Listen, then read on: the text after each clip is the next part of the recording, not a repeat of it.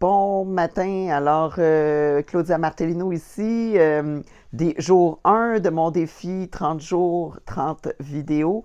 Euh, je vous souhaite un bon matin, une bonne soirée, où que vous soyez et quoi que vous fassiez. Alors, j'avais envie d'apporter quelques précisions par rapport à mon projet.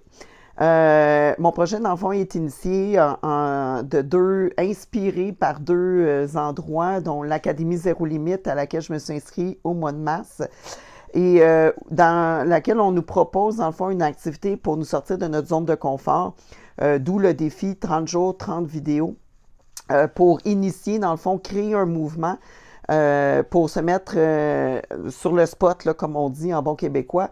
Et puis en fait, je laissais pas mal les choses couler d'elles-mêmes pour attendre d'être vraiment inspirée par rapport à qu'est-ce que je voulais faire qui était en ligne avec mes valeurs, avec ma mission, ma vision.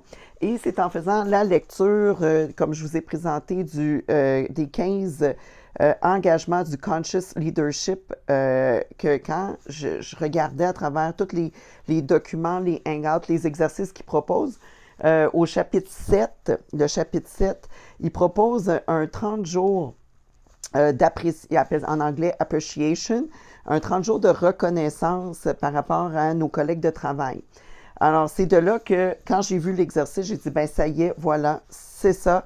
Je vais faire mon défi 30 jours à partir de cette proposition-là. Donc, j'ai sorti la feuille ici. Alors, j'ai 30 jours avec 30 affirmations, 30 reconnaissances dont je vais simplement m'avancer vers mes collègues pour créer ce mouvement-là de reconnaissance. Je vous avoue que ça me sort vraiment beaucoup de ma zone de confort parce que j'ai certains collègues avec qui peut-être la relation est plutôt moins bonne. Il y a certains collègues que j'ai blessés dans le passé. Il y a certains collègues avec qui j'ai comme juste j'étais pas dans la relation de travail.